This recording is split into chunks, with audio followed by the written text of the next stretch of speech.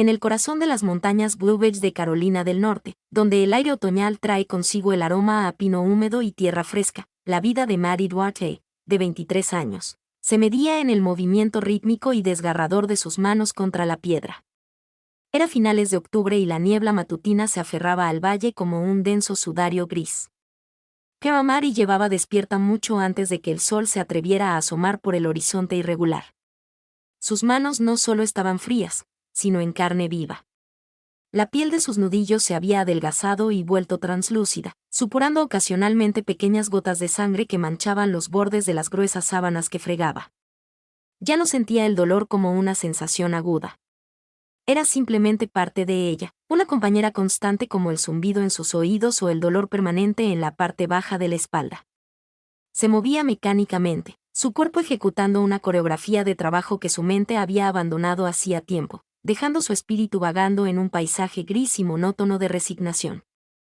Se había despertado a las 4:40 de la mañana, no por el sonido de una alarma, sino por el cruel reloj interno que se desarrolla cuando la supervivencia depende de no llegar nunca tarde. La pequeña habitación trasera que ocupaba estaba escondida detrás de la cocina, un espacio que antes había servido de despensa antes de que Dorothy decidiera que era lo suficientemente apropiado para una chica de su posición. Maddie permaneció inmóvil durante exactamente 2 minutos, observando la familiar mancha húmeda en el techo. En los últimos 4 años, desde el día en que su padre Albert exhaló su último aliento, esa mancha había adquirido la forma de un roble retorcido, con ramas que se extendían como si quisieran asfixiar el aire de la habitación. Mientras sacaba las piernas del delgado colchón y se ponía las zapatillas desgastadas, aquellas a las que se les había roto la correa hacía 3 meses y ahora estaban sujetas por un trozo de cordel mugriento. Pedir unas nuevas era invitar a una reprimenda sobre el precio de su existencia, un precio que no estaba dispuesta a pagar. El agua de la pila de piedra para lavar la ropa estaba helada, extraída del pozo que se encontraba a la sombra de la montaña. Todas las mañanas de octubre, durante 4 años, habían sido exactamente así. Sin embargo, el impacto de la temperatura nunca se desvaneció del todo.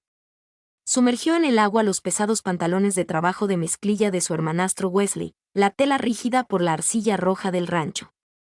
Wesley tenía 26 años y poseía un talento para la ociosidad que rozaba lo profesional. Arrojaba su ropa sucia al cesto con la indiferencia casual de un hombre que creía que el mundo le debía una camisa limpia cada mañana. Maddie flotó, con movimientos rápidos y desesperados, tratando de generar suficiente calor en sus músculos para evitar que se le entumecieran los dedos. Esta era la realidad del rancho Cedar Lake, una hermosa y extensa propiedad que se había convertido en una jaula de oro para la chica que se suponía que lo heredaría todo. El rancho Cedar Lake no era solo un pedazo de tierra. Era un legado construido por su abuelo, Silas, y cuidado por su padre, Albert. Se encontraba a orillas de un lago de montaña de aguas cristalinas, a la sombra de un enorme y antiguo cedro que llevaba allí más de 100 años. Pero desde la muerte de Albert, el legado había sido usurpado. Los vecinos del valle lo sabían. Veían a Maddie en el mercado local, con la mirada baja y la ropa 2 tallas más pequeña, mientras Dorothy llegaba a Asheville en una camioneta plateada nuevecita. El pastor local, el reverendo Miller, había notado cómo Maddie se encogía cada vez que Dorothy entraba en la habitación. Y la maestra, la señora Gabel, había intentado visitarla una vez, pero Wesley la había echado en la puerta.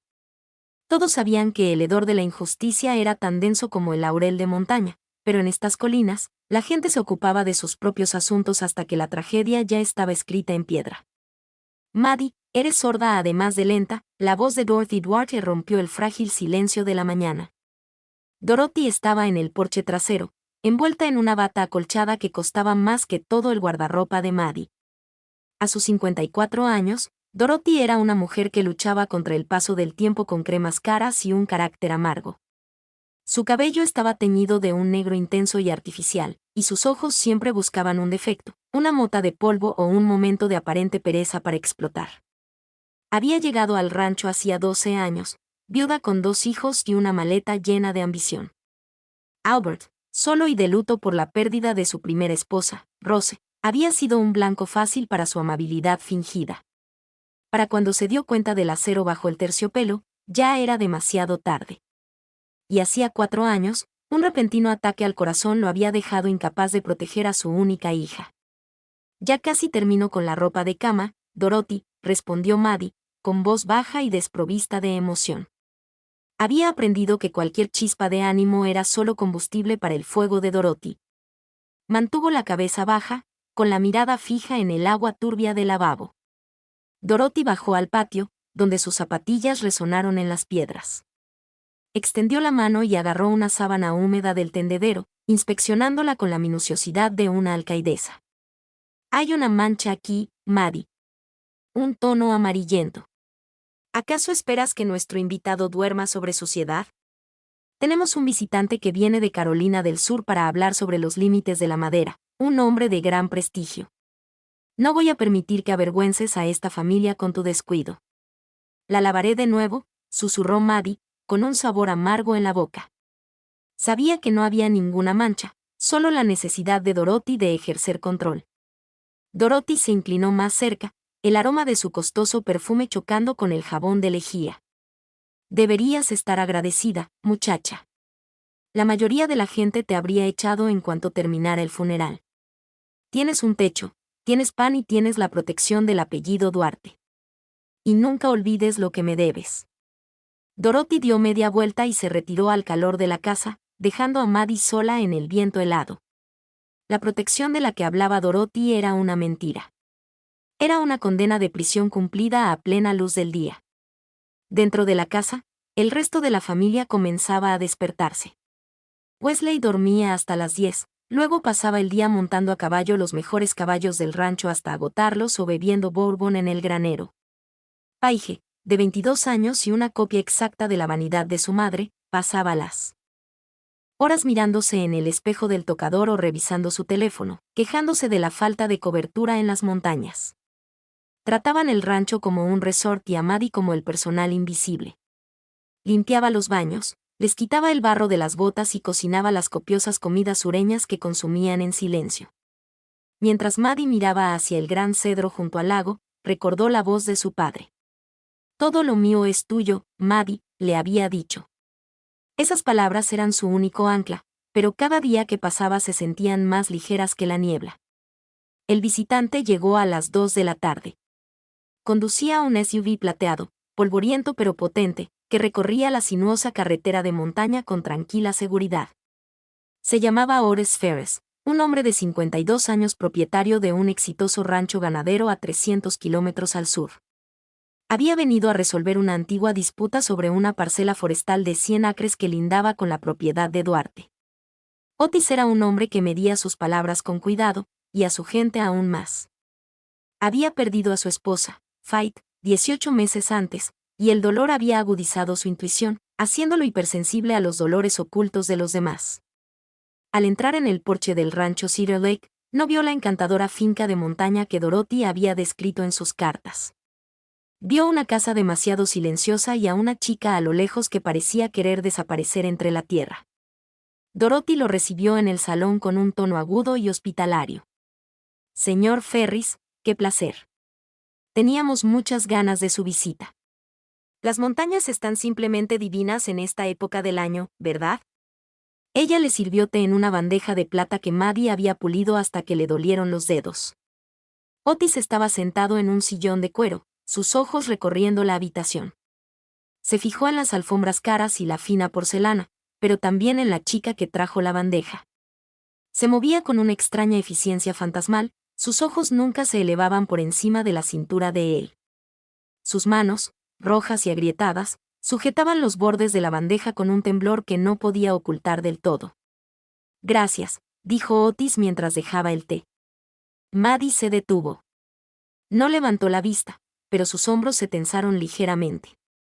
Nadie en esa casa le daba las gracias. Era una palabra que se sentía como una calidez repentina en una habitación helada. De nada, señor, murmuró, con la voz oxidada por la falta de uso. Dorothy rió, un sonido agudo y tintineante. No te preocupes por ella, Otis. Maddie está bien, lo ha pasado mal desde que murió Albert. Hacemos lo posible por mantenerla ocupada, pero está bastante retraída. Ores no pasó por alto como los nudillos de la chica se pusieron blancos mientras agarraba la bandeja vacía y se escabullía de vuelta a la cocina. Había venido por la madera, pero se encontró mirando la puerta por donde ella había desaparecido. Y esa noche, la cena fue un acontecimiento elaborado. Dorothy había insistido en que Otis se quedara a pasar la noche, citando los peligros de los caminos de montaña después del anochecer. La mesa estaba repleta de pollo frito, puré de patatas y judías verdes, todo preparado por Maddie, que no estaba por ningún lado. Wesley habló en voz alta sobre sus planes para modernizar el rancho, su voz resonando con una seguridad que Otis reconoció como inmerecida. Paige se quejó de la humedad. Otis comió despacio, escuchando los sonidos que venían de la cocina. El sonido de un solo plato siendo lavado, el raspado de una silla sobre el linóleo. Cuando terminó la comida, Otis se disculpó para ir a buscar un vaso de agua, pasando por alto el comedor y entrando en la cocina. Encontró a Maddie sentada en una mesita de madera en la esquina de la despensa, comiendo los restos del pollo de un plato desconchado. Y no estaba sentada en la mesa principal, ni siquiera estaba en la misma habitación.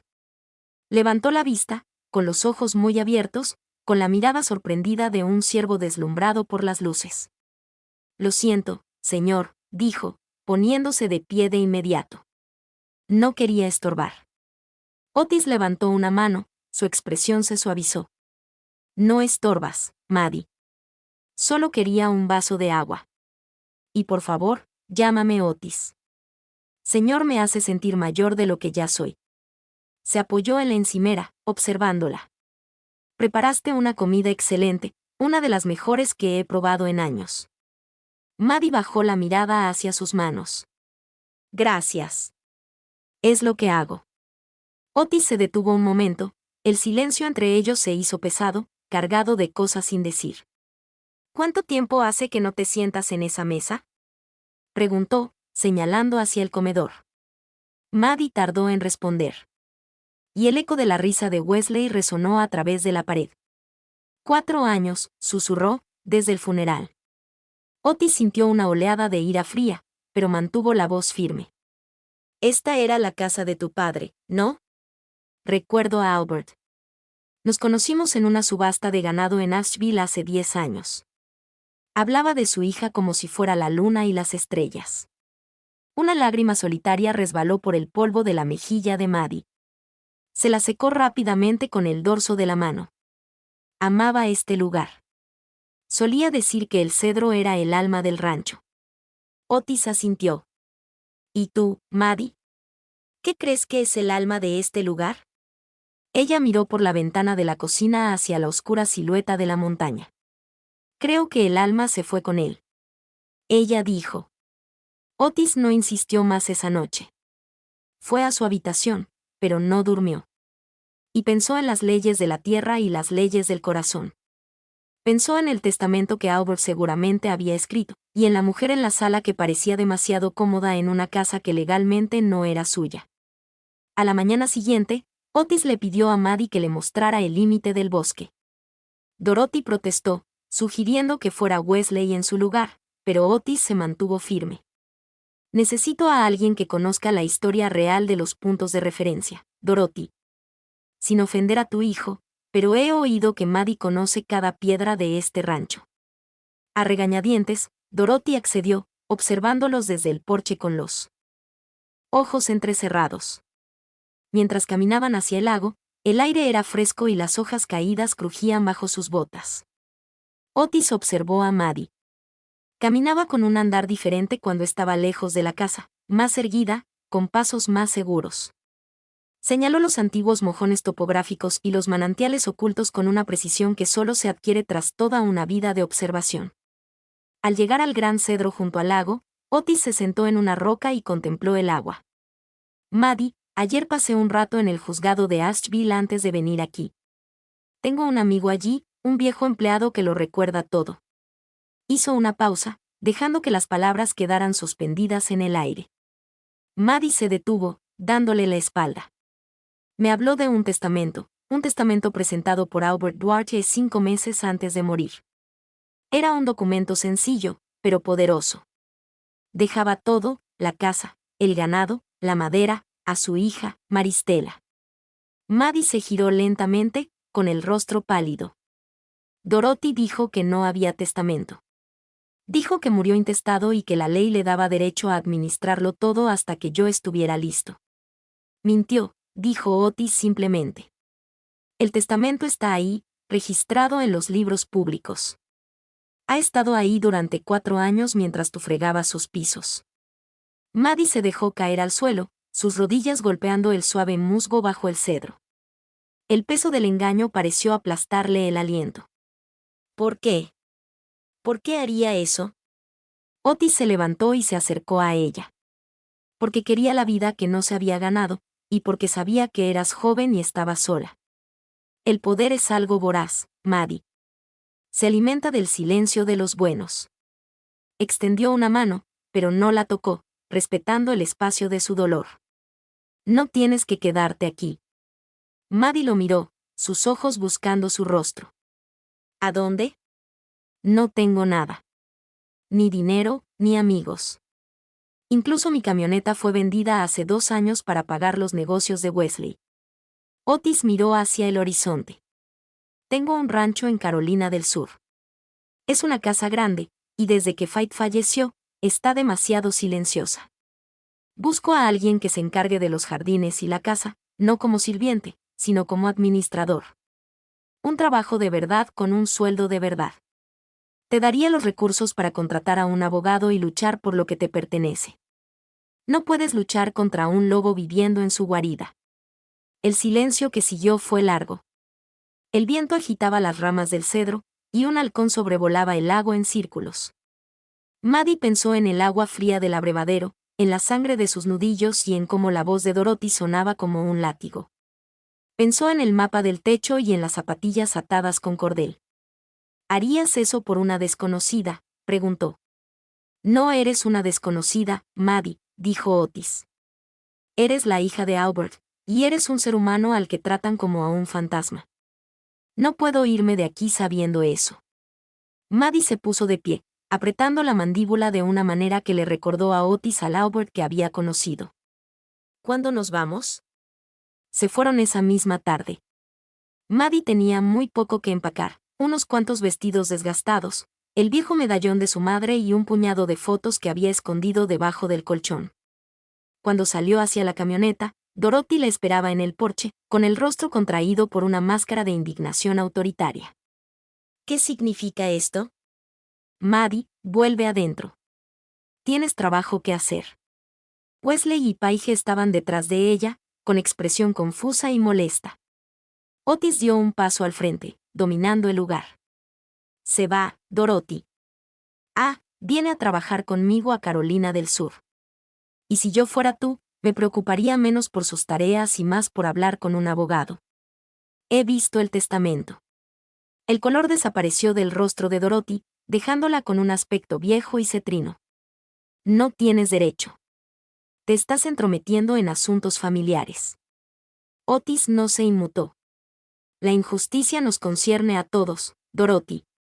Nos pondremos en contacto contigo a través de un bufete de abogados en Asheville. Te sugiero que empieces a buscar un nuevo lugar para vivir, porque este rancho no te pertenece, y nunca te perteneció. Le abrió la puerta a Maddie, y ella subió al asiento de cuero del SUV. Mientras conducían por el largo y sinuoso camino de entrada, Maddie no miró hacia atrás.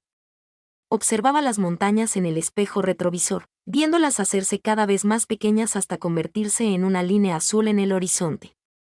El viaje a Carolina del Sur duró 6 horas. Durante las 2 primeras horas, Maddie no dijo ni una palabra. Observó cómo el paisaje cambiaba, desde los escarpados picos de las Blue Ridge hasta las onduladas colinas del Piedmont. Vio pueblos de los que nunca había oído hablar y ríos que brillaban con el sol del atardecer. Otis no la presionó para que hablara. Simplemente condujo, con la mano firme en el volante. De vez en cuando, señalaba algún punto de referencia o contaba alguna historia sobre su propio rancho. Él la trató con un respeto tranquilo y sereno que se sintió como un bálsamo curativo para una herida largamente desatendida. Cuando llegaron a la entrada del rancho Ferris, el sol se había puesto y 1 millón de estrellas comenzaban a brillar en el oscuro terciopelo del cielo sureño. El rancho Ferris se llamaba Grace Creek y era una propiedad extensa y bien cuidada. La casa era una gran casa de campo blanca con un porche que la rodeaba y luces amarillas que se desbordaban por las ventanas. Una mujer llamada Fait, hermana de Fait, la señora Fait, todos la llamaban señorita Fait, aunque era su nombre de pila, salió a recibirlos. Era una mujer cálida y robusta que, con solo mirar a Maddie, la abrazó con un aroma a canela y sol. «Bienvenida a casa, cariño», dijo. «Tenemos una habitación preparada para ti y hay una olla de estofado en la estufa». Por primera vez en 4 años, Maddie no se sintió como un cuerpo que funcionaba. Se sintió como una persona que había llegado a la vida. Los meses siguientes fueron una temporada de recuperación. La habitación de Maddie en Grace Creek era grande y luminosa, con una ventana que daba a un arroyo cuyas aguas burbujeaban sobre piedras lisas. No había ni una sola mancha de humedad en el techo y las sábanas eran suaves y olían a lavanda. Otis cumplió su palabra. Le pagaba un salario justo por cuidar los jardines de la casa y la presentó a un abogado astuto y honesto de Asheville llamado señor Sterling. Juntos, comenzaron el proceso para recuperar el rancho Cedar Lake. No fue fácil. Dorothy se defendió con mentiras y dilaciones, pero la verdad del testamento registrado era inamovible. Maddie floreció en la calidez de su nueva vida. Terminó su diploma de bachillerato a través de un curso en línea, ansiosa por la educación que le habían negado.